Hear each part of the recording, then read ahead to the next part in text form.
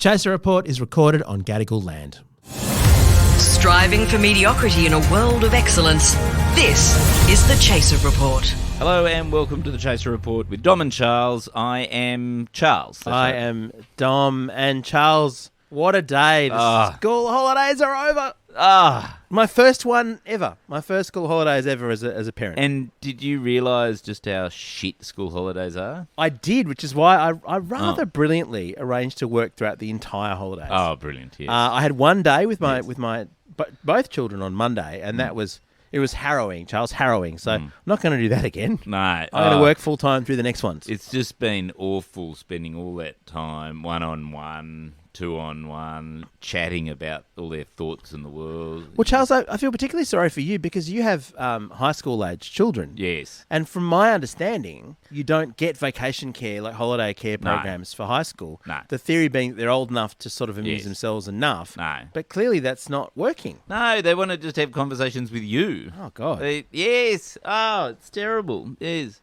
And if not you, then they just want to watch YouTube or TikTok. Well, that's the dream, isn't it? Yeah. You know, essentially just spending the entire day on the screen. But then you just feel guilty that they've spent all day on the screen. And also, and it's not like work stops. You just have to do work and also chat to your kids all day. This is the mystery of how we've set things up as a civilization, whereby your average worker, I mean, you and I are in a weird sort of work for yourself / semi-unemployed phase, but your average worker, 4 weeks a year annual leave, your average public school kid, 12 weeks of holidays a year. Yes. And how does that disconnect supposed to your bridge? Just by having a shit 8 weeks when the kids are at home and you're trying to work? Yes, that's what it is. It's the model. Just designed to just be like where if you look after the kids, you feel guilty about not doing your work. And if you do your work, you feel guilty about not providing a good holiday for your kids. Yeah, and so this is the challenge I've been trying to bridge is how crap can the holidays be for your child? I mean, in January I took off, 6 weeks or something like that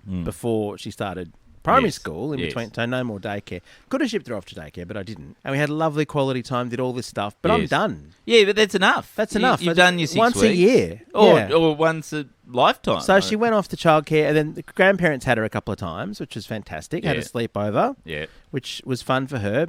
For my parents, I'm sure, fun up to a point. And then, I'm kind of done. Yeah, Why isn't school all year round, Charles? Yes, I agree. Surely 4 weeks off is enough. Yeah. Well, and the terrible thing is my eldest has now started getting into really ridiculously messy hobbies as a result. Really? So I don't know whether you saw my backyard then, but there was dirt. There seemed to be actual dirt around everywhere. And what kind of child are you raising that they get their hands dirty? I know. Actual dirt. Charles, your people fought so hard to escape from the working class that she purport to represent politically. He's trying to learn how to do bonsai, which I think is also just instead of animal cruelty, he's into plant cruelty. You know what? That's quite lovely in the abstract. Yes. Probably up close, it's incredibly annoying. Oh, but conceptually, that's very sweet. I mean, this is a kid who could be doing screens and usually does, trying to grow something with his own hands and then stunt it. I told him he should do bonsai marijuana because it's more useful. Is it a metaphor for how you raised him? Attention, constantly kind of clipping his leaves and keeping him small emotionally. Is that what it is? Yes. This is me, Dad. This is me in the little pot. I shouldn't have probably put him in that box for the first 6 years of his life. Yeah. Anyway, no, but that's not the thing I want to talk about today. What I want to talk about is my wonderful Sonos music system. Oh, Charles, you didn't get Sonos, did you? Didn't we talk about this in advance? I don't think so. No, because I made the same mistake. I can't wait to hear what you, because this is the point where you and I are quite tech nerdy. We've got the Welcome to the Future podcast as well. Yes. This is Charles, I feel for you already. Yeah. What happened? Okay. So, the thing about Sonos is that they have 2 apps, right? So there's Sonos S1 and then the Sonos app, right?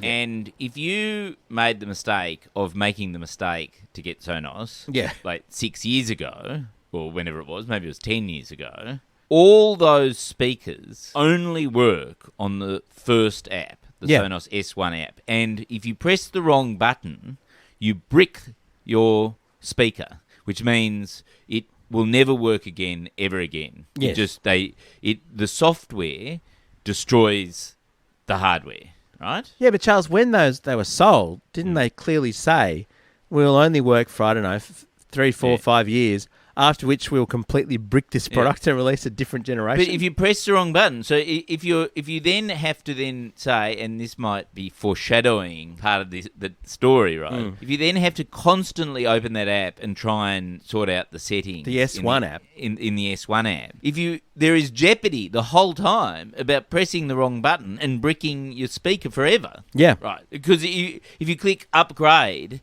it means, yes, I want to destroy this speaker, right? Like upgrading means it will never work again. Yes, that's right. Yes, I've yes. seen this. So Yeah. there's this deal where if you choose Notionally Upgrade, they give you 30% off buying the new one, but brick the old one. So it's like you can't possibly. It's like a shit trade-in. You can't. Yeah, it's a shit trade-in where you pay 30% less for an overpriced speaker. Yeah, so you still pay more than it's worth. Yeah, that's right. With a 30% discount. Anyway, but the point is that I recently, I think must have been for Christmas, got my wife a beam.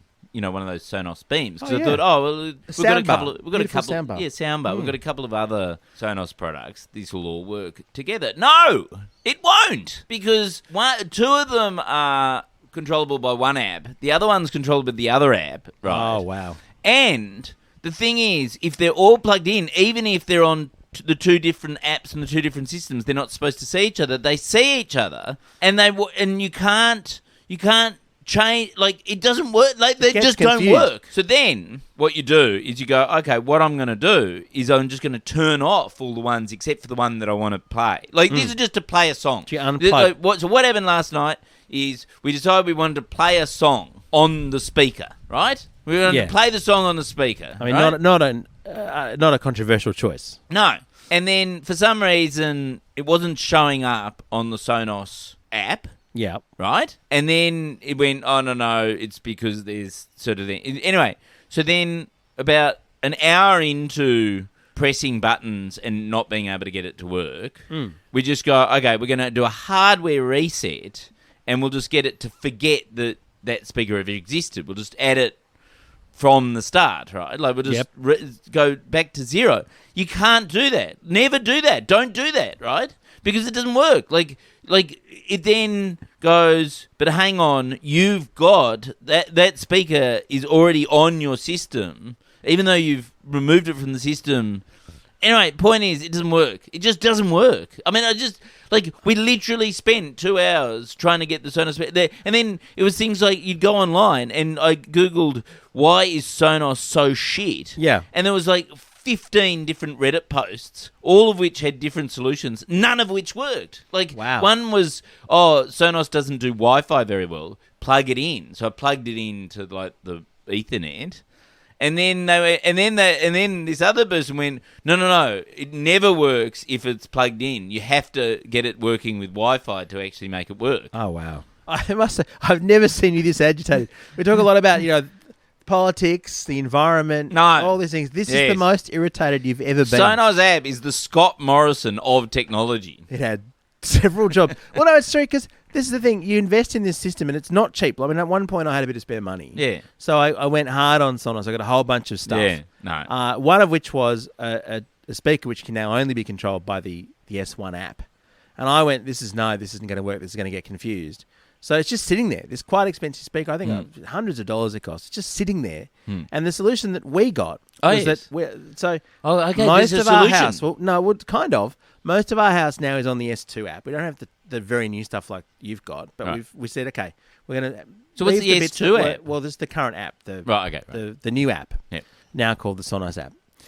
So that all works within itself. That's fine. And where we had the original one, we went, you know what? Let's just do something completely different.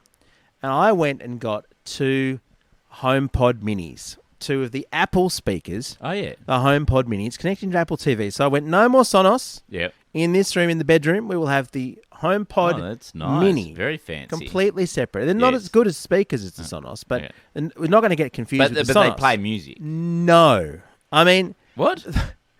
They do. So you can say, hey, Siri, play whatever. And on the 7th or 8th time of Siri interpreting what you're trying to ask for, you might get the song you wanted. Oh, yes. But we then discovered, because I thought, Apple's going to solve this. I mean, Apple talking to Apple, I have Macs, I have iPads, I have iPhones.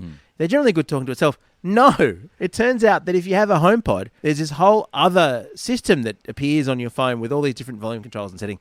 And we could not, for months, figure out how to get the Apple TV in our bedroom to send the audio of the TV program it was showing to the HomePod that it could detect right next to itself, a few inches away from itself. It simply would not manage to do it. And you get it to work once, and then the next time you try to do it, it would forget that you had a speaker. Can I hypothesize what's going on? What? I think, you know how printers aren't really used that much anymore? No. But the printer market's basically dead. Basically dead. I think all the inventors and engineers involved in making printers that never worked properly have all jumped ship and they've gone into the speaker. Oh, that's what it is. Yes. Actually, speaking of Bluetooth, which is where it always comes up, there's actually a feature, a quite nifty feature that the HomePod Mini has, right? Oh, yeah. It looked about the size of a tennis ball, a little bit larger than a tennis ball. Yeah. It has Bluetooth sensing, so that if you bring your phone, if you're playing a song on your phone or a podcast or something, you bring the phone, your iPhone, over to the HomePod. Oh, yeah. And it sort of vibrates and takes over the audio. Right. So that's brilliant. Yes. But it can't use the Bluetooth to detect the other Bluetooth signal from the Apple TV that's right next to it. It can't. It's got two proximity sensing Bluetooth things, and they can't speak to each other. And is there a solution? Or Well, is it eventually we figured out the completely arcane and confusing button that you press to tell the Apple TV which sound source to send it out to. Right. So we don't have to redo that every single time. Every single time we want to watch a TV show, we have to say, hey, send it to the HomePod. But it does work. The great thing about it, though, is that at least it's not a Sonos. Yes. Oh, God, yes. The Chaser Report. Less news, more often. So, Dom, strikes me, you've got a Sonos system set up at home, I hear. I do. Do you want to buy a really good, almost new soundbar? You know what? Why don't I swap it for the HomePod Minis that I've got? They work very well. It sounds like they on the occasion plays you get as them to much work. music as the soundbar does. You know, Charles, I remember growing up, it seems like a different world now. We had things connected by cables. And the thing was, it could be quite fiddly. Yes. But once you had the sort of output from a device plugged into the input of another device, plugged into a speaker, it just worked forever. Do you remember that? You didn't have to retell it. It actually just was plugged in on a permanent basis. That would never work. Where was the fun in that? No. And, you know, but the shortcoming of that was you couldn't say, hey, Siri or okay, Google or whatever, and have it ignore your command. That was the difference of that world. I'll tell you what, though. Siri is particularly shit. Oh, yeah. Because we've got a little mini HomePod, whatever it is, in my 12-year-old's room. And you know, we do nighttime music, right? Yeah. So to help him get to sleep. And the playlists are always they're always things like Going to Bed Now, Angus. Or whatever, because they're from when he was quite young. And so, hey, Siri, play Going to Bed Now. And Siri will literally every time go things like, I'll put on Megadeth Mix, Bed of Doom now, the Metal Remix. This reminds me of we've kind of fixed it by upgrading our Wi-Fi, but when my daughter was sort of 2 or whatever, I put a little Sonos speaker in her bedroom, and I thought, this is going to be great. I'll use it to play lullabies for her. And honestly, the sound of silence.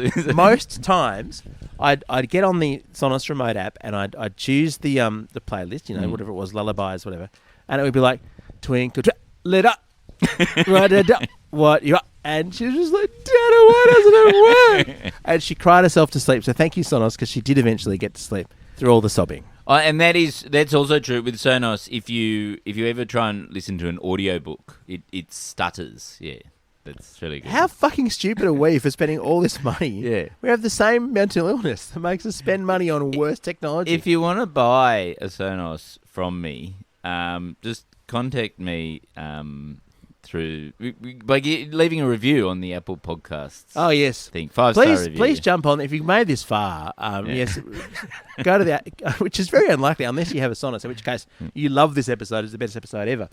Jump on the Apple Podcast app and leave us a 5-star review and mention Sonos, and we will just share that pain together.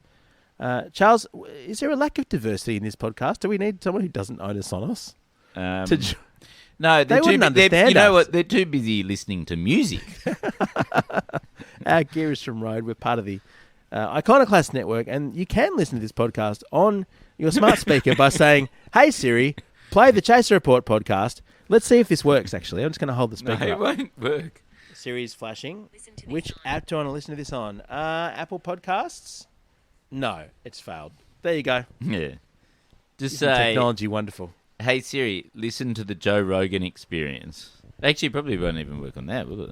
I couldn't find you Joe Rogan Experience. Are you trying to be a white supremacist? Okay, see ya. See you next time.